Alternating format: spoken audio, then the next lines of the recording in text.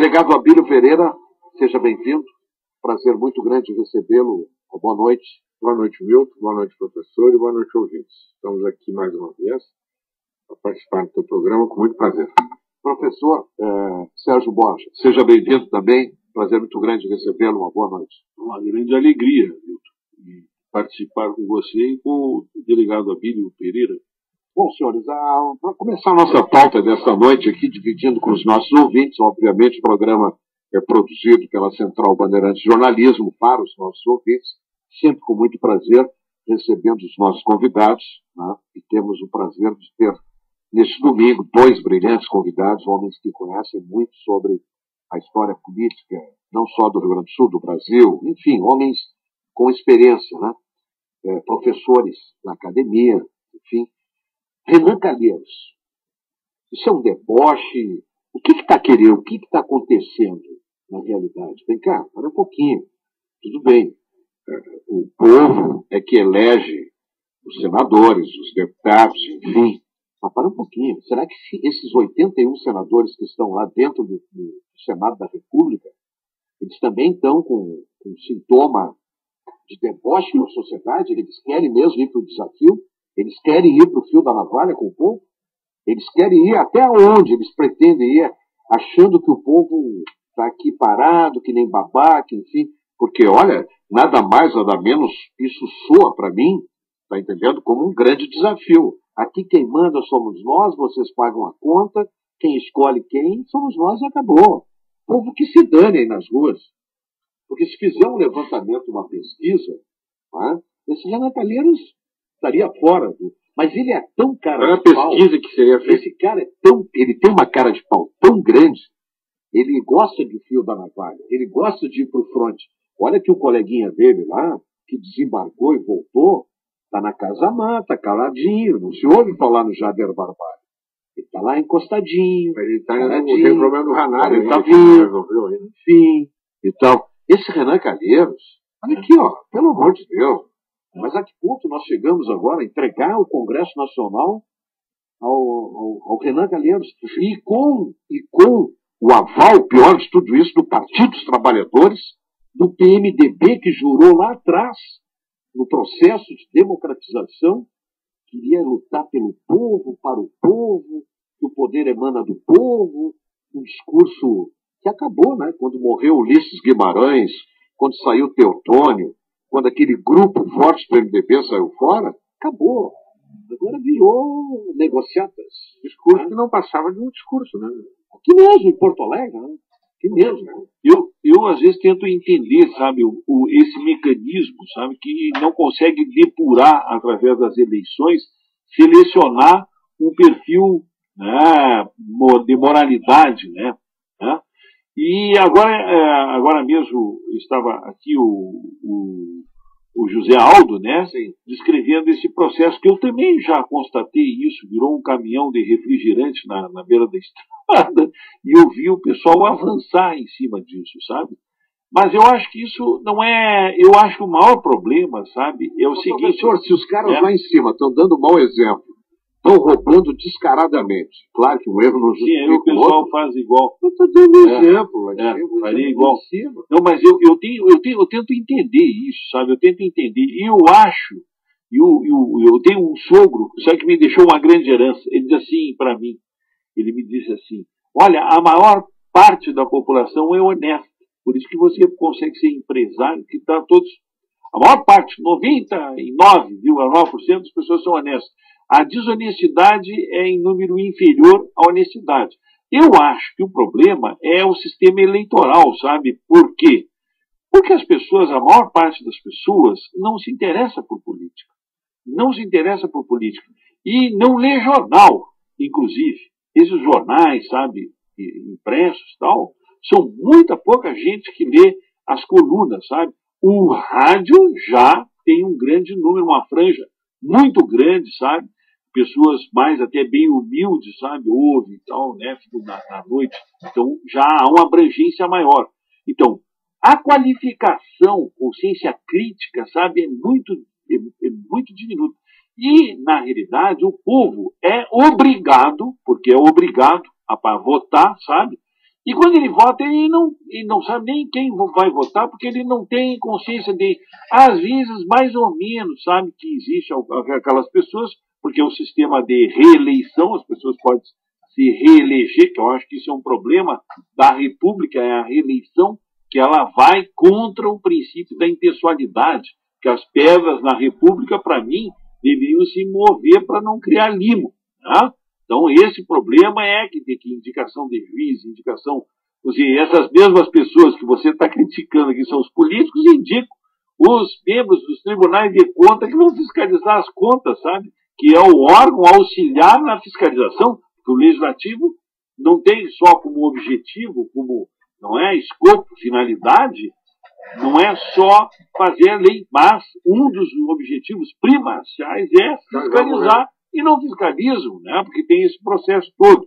Agora, por que não há essa depuração? Por que não há essa seleção? Porque o voto é obrigatório e o povo passa trabalhando, sabe? Isso, a eleição para eles, eu acho, para explicar tudo isso, é uma encheção de saco, sabe? Os caras são obrigados no feriado, tem um feriado, para eles é um feriado, para comer um churrasco, e são obrigados a votarem. Eu acho que a conscientização é uma minoria, sabe, que tem uma classe média, sabe, muito ativa, ou o pessoal que gosta de política, que está no sangue, não é? Que a política não é disseminada, sabe, como o futebol. O futebol é uma coisa disseminada, espontânea, que a população vai nos estádios, tal, esse governo hoje produziu um viés diferenciado, se não vejamos, vamos analisar aqui em conjunto, um viés bem diferente no processo político. Quer dizer, quem é que fazia os movimentos nas ruas? Eram os sindicatos, sindicalistas, fundamentalmente, os estudantes, a UNE. Aonde estão hoje, por exemplo? Onde é que está a UNE? A UNE é um processo de corrupção, isso é um pelego, tudo pelego. É um peleguismo. Antes a esquerda não estava no poder, ele chamava a direita, Getúlio Vargas, né?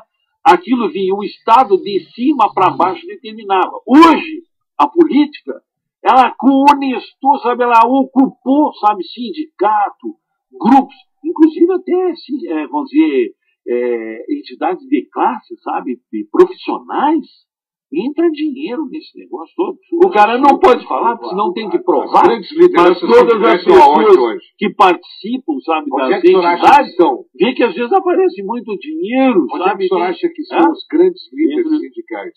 Eles estão nos braços dos fundos de pensão hoje. A UNE recebeu 36 milhões no final do governo Lula. Então, o seguinte, é pelego, é o peleguismo, sabe? É o peleguismo institucionalizado. Mas essa é uma forma de se manter no poder. A BI, essa é uma forma de se manter no poder. O tema que o senhor abordou, professor, e que o Milton também abordou, via de regra, eu concordo com as suas observações, que são pertinentes, inteligentes e cultas. Mas vou fazer uma pequena dissensão hoje. Eu acho que não tem nada que ver com... Não, eu estou tentando entender, sabe? Eu não tenho uma opinião formada sobre isso. Isso vai ter que fazer um estudo muito maior, sabe, sobre isso, né? Porque eu escrevi até agora, no 100 anos do Simões Lopes Neto, sabe? Em face daquele conto do Simões Lopes Neto, 300 onças, que o sujeito esquece a guaiaca em cima de uns pés, assim, nas árvores e tal, e depois volta apavorado, sabe, para encontrar, porque ele perdeu aquilo, só um cachorrinho latia, né? E depois ele vai encontrar aquela gauchada tudo lá no galpão e enrodilhada como uma jararaca, assim, deitada a guaiaca dele, né? E o seguinte, se eu colocar na internet, eu levantei devoluções de valores pelo povo, sabe? Quer dizer, esse negócio aqui de dizer que só por esse ato, porque na realidade o povo sabe o quê? Que quando cai um caminhão está no seguro, sabe? Inclusive, às vezes, eu sei de comércio, sabe?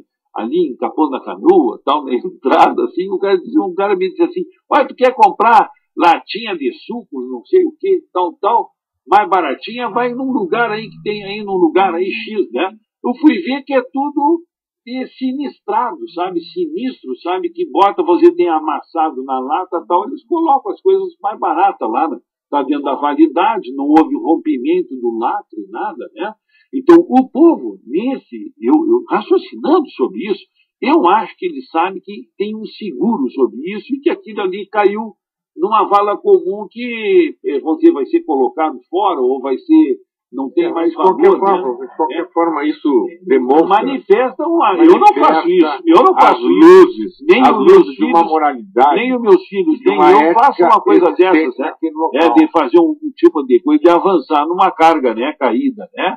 É como o Zorbo grego, sabe? Que passa o filme, o sujeito... O Zorbo grego, né? Faleceu a pessoa e os herdeiros invadem para pegar todas as coisas da pessoa, né? Isso mostra um conteúdo cultural, né?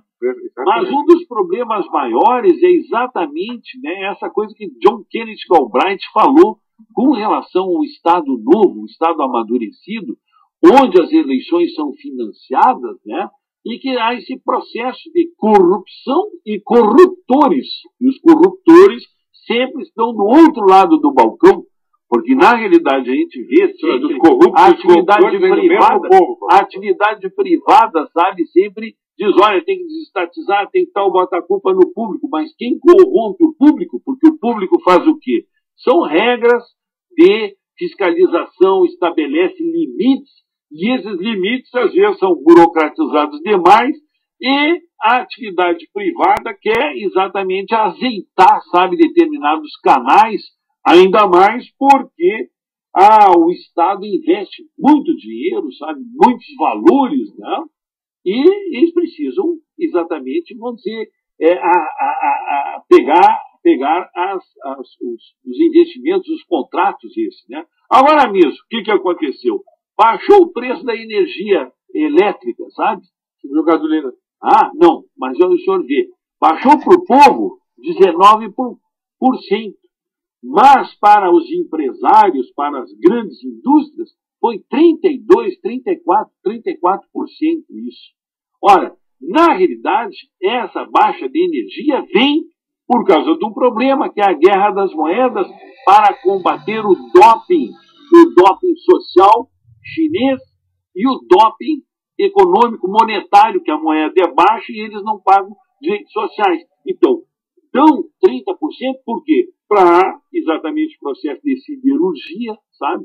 E na siderurgia o aço, mais de 30% do aço é energia. Então, barato. Agora, não podia justificar isso, porque esse aço vai para fazer frigideira, esse aço vai para fazer automóveis, esse aço faz facas, sabe? Esse aço é aplicado numa série de coisas, no seu relógio, em uma série de coisas, né? Então, não podia dar os 34% só para as indústrias, se não desse também para o povo, sabe? Não é? Como é que eu vou dar 34% de desconto? Aí vai ficar assim que nem o Proer dos bancos. Porra, estão livrando os bancos bilhões lá no Fernando Henrique, que deram do governo, Tesouro Nacional financiando esse processo, né? E agora estão dando para as aciarias, porque está entrando aço chinês aqui dentro, né?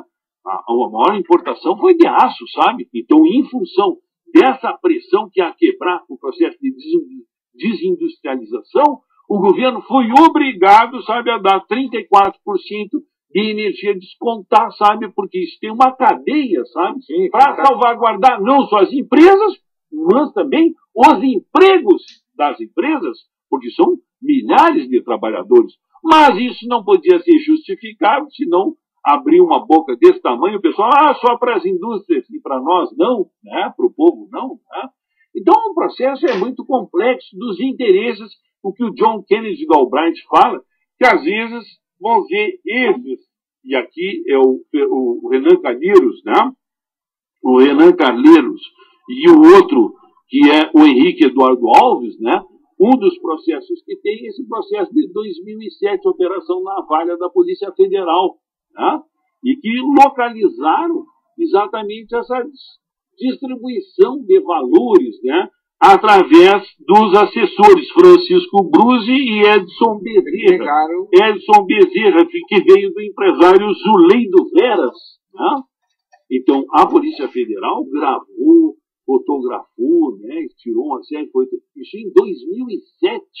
Então, há um descompasso muito grande entre o processo judicial, a tramitação, né? E o processo político, que vem de 2007. 6 anos quase, vai completar 6 anos, né? Isso. Professor, e a recém agora quer apresentar. Está na linha conosco, nos dando atenção no domingo à noite, sempre muito gentil conosco, um dos homens que eu sempre digo aqui, não me canso de falar, se nós tivéssemos 50% do Congresso Nacional com esse perfil, com esse comportamento, com essa qualidade, com essa responsabilidade, esse país seria outro. Senador Cristóvão Buarque, boa noite, muito obrigado pela atenção com a Bandeirantes. Eu que agradeço a oportunidade de conversar com você e todos os ouvintes.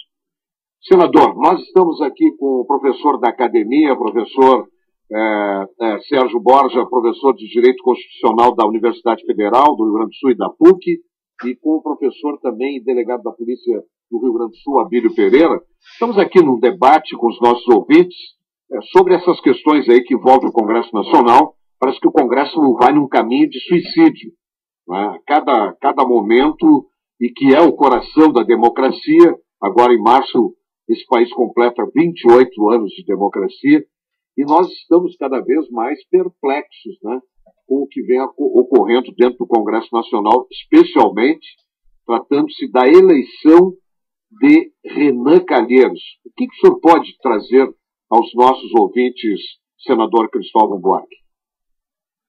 Estou de acordo que nós estamos caminhando em uma marcha da insensatez. Nós viramos as costas ao povo e nós mergulhamos num abismo. Não apenas a eleição do senador Renan Calheiros e tudo que representa do ponto de vista da denúncia, mas é que, nos últimos anos, nós não temos agido à altura que o momento precisa de um bom Congresso. Nos últimos dias, por exemplo, de 2012, nós temos o problema dos vetos. Nós tivemos a vergonha de não termos conseguido concluir, depois de 2 anos, a reformulação do fundo de recursos para os municípios. Nós não conseguimos colocar dentro do Senado a pauta dos grandes problemas brasileiros, como inclusive o Plano Nacional de Educação, nós não conseguimos debater. Nós estamos ficando irrelevantes. Porque, de um lado, o Poder Executivo manda medidas provisórias de tudo que eles querem que seja lei. E dentro do Senado e da Câmara, um rolo compressor organizado por interesses outros, sem discutir causas, aprova tudo que o Executivo quer. E, de vez em quando, cometemos erros injustificados, que não tem desculpa. E aí, o Poder Judiciário é obrigado a intervir no Congresso. Então, nós estamos ficando irrelevantes. Nós perdemos o poder. E temos que estamos também perdendo o pudor diante daquilo que a opinião hoje, a opinião pública pensa de nós. Professor Sérgio Borja quer fazer uma colocação ao senador. É o seguinte, eu até quebrando aqui a praxe, sabe? Eu mandei um convite para o senador Cristóvão Buarque, como presidente da Academia Rio Grandense de Letras, né, para que ele viesse, foi entregue para a assessoria dele, para que ele viesse aqui em 26 agora de março, né? E eu quero fazer um convite no ar, agora para maio, senador. Eu mandei para a sua assessoria, só não me lembro agora a data que eu estou sem agenda aqui, sabe? E nós queríamos que o senhor viesse falar sobre educação, que vai vir o senador Saturnino Braga. Como o senhor não veio aqui, a gente está falando de ética, né? Como o senhor não veio agora em março, nós convidamos o senador Sarney, que está saindo lá, né? Mas nós queríamos que o senhor viesse, sabe? Não, só um minutinho, eu não entendi. O senhor está convidando o Sarney para falar sobre ética? Não é sobre ética. Ele vai falar sobre os livros dele, sabe? Sobre o Marimbondo de Fogo. É bom que ele fale sobre o a academia é o seguinte, a academia ela não tem dinheiro, sabe? A academia não tem prédio, não tem dinheiro para pagar. Então nós aqui, sabe, nós convidamos o senador Cristóvão Buarque. Ele não pôde vir, então substituímos, porque é a pessoa que se ofereceu para vir falar sobre, né? E nós queríamos convidar aqui no ar, sabe, para que o senador Cristóvão Buarque viesse em maio, né? para nós, e o senhor entra em contato com a sua assessoria, já tem a data lá, né? Certo. Mas, olha, eu quero dizer que eu tenho todo interesse. Sempre que é para o Rio Grande do Sul, eu me entusiasmo. Depois, para falar de educação, ainda mais. Eu só tenho que ver dois assuntos. Um é a agenda, porque são muitos compromissos, eu não posso sair daqui em dias de eleições. Agora, além disso, eu não uso nenhum real das verbas do Senado para pagar passagem. Até porque eu moro em Brasília. Eu acho que os outros senadores têm todo o direito, sim, de usar passagens para ir para os seus estados. Mas eu moro aqui. Eu não uso. Então eu tenho que aproveitar um outro convite, que é alguém que pague a viagem. Eu não cobro nada, obviamente. O salário do Senado já é bom bastante. Eu não cobro nada, mas a passagem eu não tenho condições de pagar todos os convites. De vez em quando eu pago um ou outro.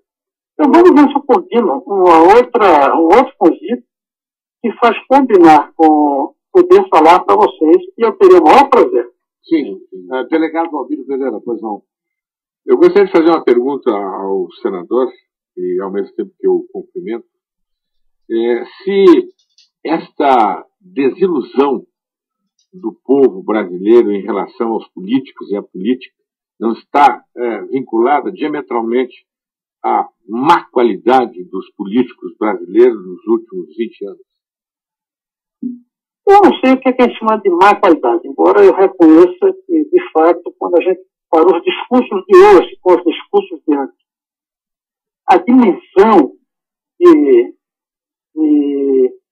homens de Estado de antes com de hoje, dá para dizer sim que houve uma perda de qualidade. Embora isso não foi só no Congresso.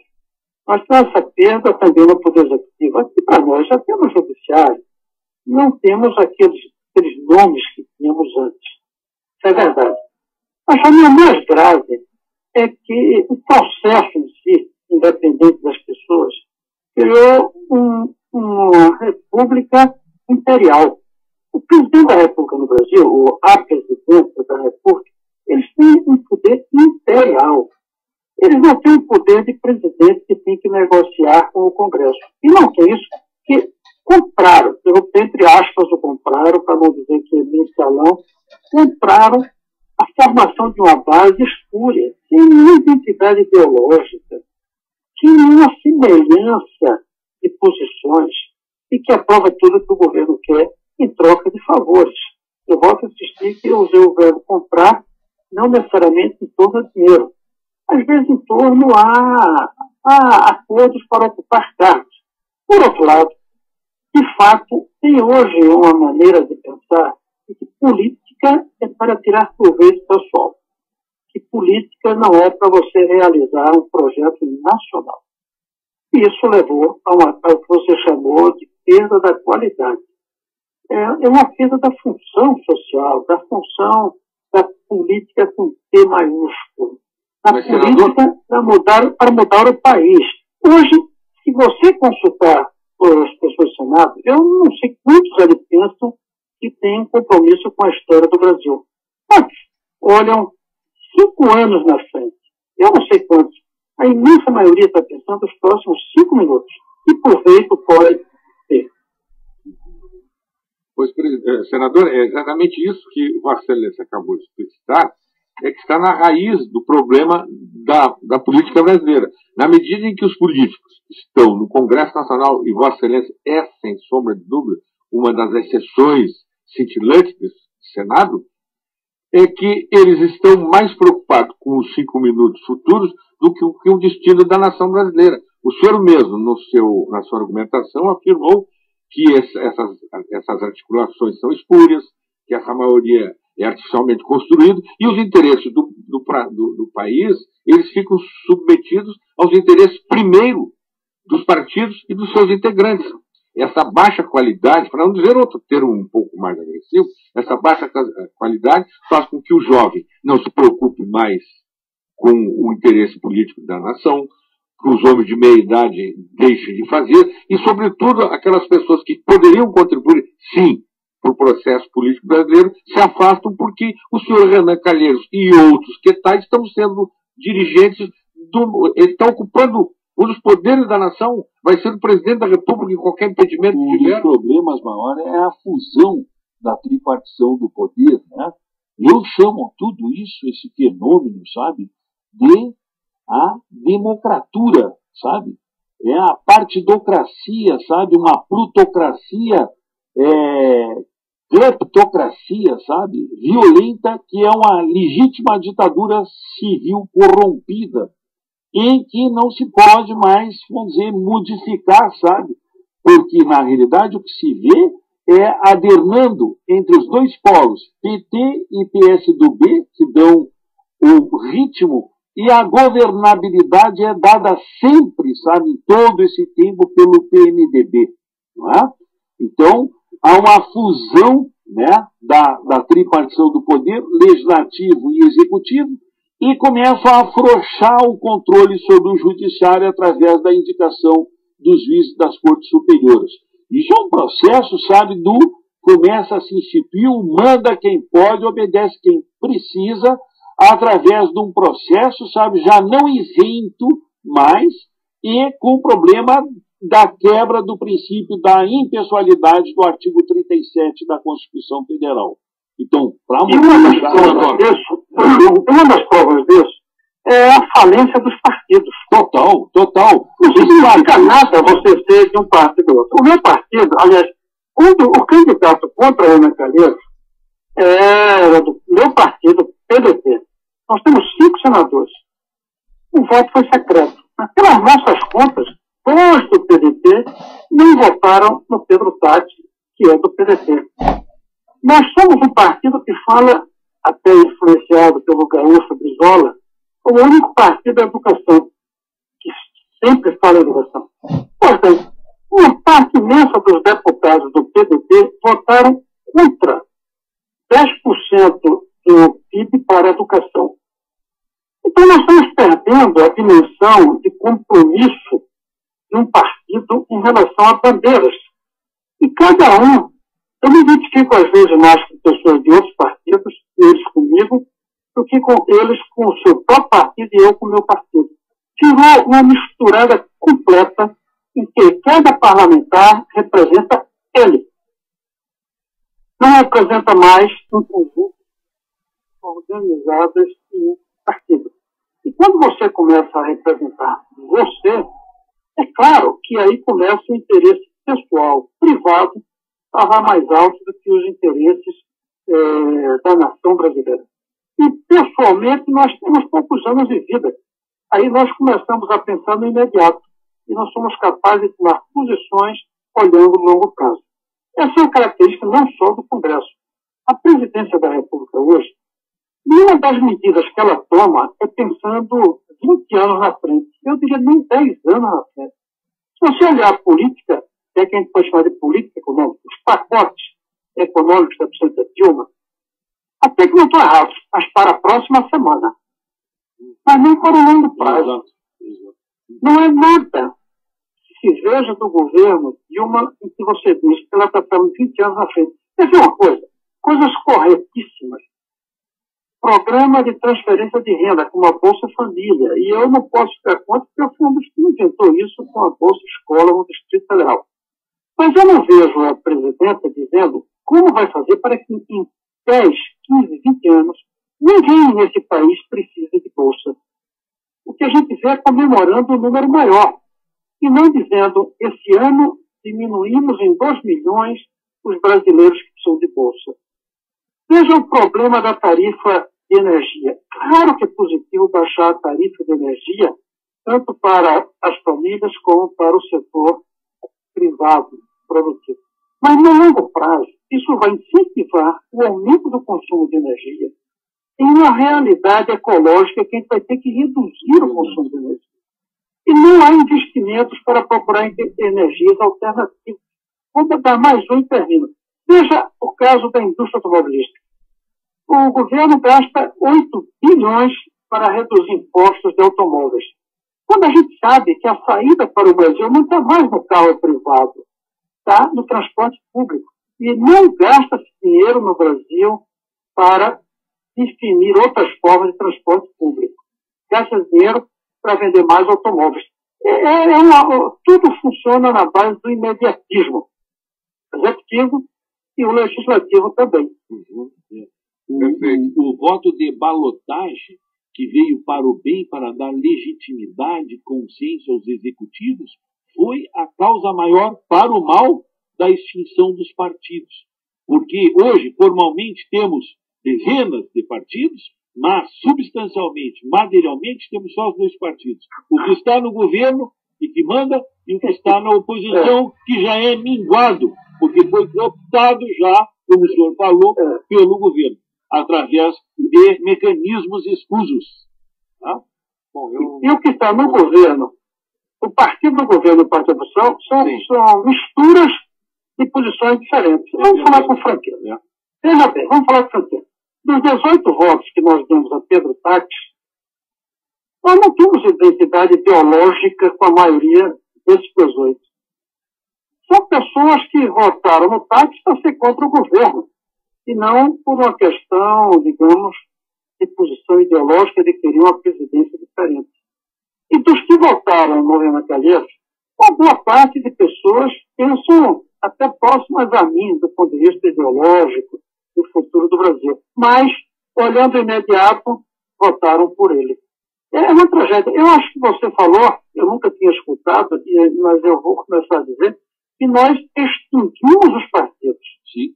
E, no lugar, criamos clubes eleitorais. Isso é uma geleia. Clubes eleitorais. É uma geleia fisiológica. São clubes para viabilizar a eleição. Aí você vai para o partido pensando, qual é o partido que eu me elejo mais facilmente? Não é o partido onde eu vou construir o Brasil que eu desejo. Mas, realmente, você tem razão. Não sei qual de vocês falou. No Brasil, nós extinguimos os partidos. E, no lugar, construímos clubes eleitorais. Eu quero agradecer, senador Cristóvão Buarque, a sua gentileza, domingo à noite, 11h13 da noite, aqui o senhor nos atendendo sempre muito gentil, e desejar um bom início de semana e que possamos travar continuando essa luta, né, com o objetivo de proporcionar debates e consciência, uma prestação de serviço que a Rede Bandeirantes realiza aos nossos ouvintes, no sentido de que as pessoas se apercebam da gravidade do processo político que nós estamos vivenciando e que, em março, nós comemoramos 28 anos de democracia. E tem muita gente levando a democracia para o fio da navalha. O coração, eu sempre digo o seguinte, senador Cristóvão Buarque, o coração da democracia é o parlamento. E ele está sendo esvaziado nos municípios, nos estados e a nível federal há muito tempo. Iniciou com o Fernando Henrique Cardoso com o processo da reeleição, né, senador? Eu acho que começou lá atrás. A democracia começou a submeter o Brasil ao curto prazo. A maravilha que é a democracia, e não vamos trocar outra vez pelo autoritarismo, mas ela trouxe consigo uma coisa ruim, que foi o curto prazo. Não se pensa o longo prazo. Eu lamento muito, mas eu quero concluir dizendo que eu não tenho que agradecer nada, porque jornalista, político e pediatra tem que trabalhar sábado e domingo também. Vocês estão trabalhando aí, e apesar de que eu faço com muito prazer o que eu estou fazendo, eu tenho a obrigação de trabalhar também, qualquer hora, qualquer dia. Um abraço fraterno para o senhor, viu, senador Cristóvão Buarque? Eu queria dizer... Você também, para os ouvintes. Eu queria dizer o seguinte, senador. Eu vou fazer um sacrifício e vou tirar dos pontos do meu cartão e o senhor vai vir aqui. Vamos parar com nós vamos vir aqui. Professor Sérgio, eu fiz um convite, ele não tem verba para isso, eu vou trazer ele aqui. Nós precisamos, porque eu assino embaixo. Um abraço fraterno. Grande abraço para todos vocês e para todos os ouvintes. Um abraço. 11h16, senador Cristóvão Buarque, nosso sempre guerreiro na linha de frente, um dos mais. Esse problema da passagem, isso aí nós resolvemos. Fica tranquilo que nós resolvemos. Vamos resolver, mas não tem problema, tiro do meu também. Vamos fazer uma vai trazer o Cristóvão Buarque aqui para fazer uma promessa. Não, assina embaixo tudo que ele falou aí, sabe? Porque senão fica constrangedor para o senador nós estarmos... Não, ele falou bem claro que Agora tem o Paim, o Paim, né? O Paim é um dos que mais gasta passagem, né? Paim, Paulo Paim, mas o eleitor ele que votou do Renan Calheiros, o eleitor do Renan Calheiros. Não sei, eu não sei como é que os senadores votam, porque o voto é secreto, né? Eles votam. Eu sei que não votou no Renan, porque fez um discurso, inclusive, antes. Agora, a Ana Amélia, eu não sei como é que votou. A Ana Amélia também votou contra, segundo a declaração que eu ouvi da sua própria. Vi no jornal que ela disse só poste fica parado. Ela não se absteve? Não. Ela votou contra. Só poste fica parado. Mas nós não sabemos se votou contra ou a favor, porque o voto é secreto. Não, ela disse que, bom, o partido pressupôs que ela está falando a verdade. O voto não pode ser secreto, né? Isso é uma das coisas que tem que saber o que o representante está fazendo. Sim, tem o meu mandato e eu preciso que ele faça na representação do meu mandato. Vou pedir licença só para fazer o intervalo primeiro. Muito prazer, estou atrasadíssimo hoje, porque o Zé Aldo me tomou 20 minutos no programa, está com 11 horas e 17 minutos. Estou tomando mais querendo passar. Recebendo o professor Sérgio Borges, o professor da PUC, da URGS, o nosso professor também, delegado da Polícia Civil, advogado Abílio Pereira.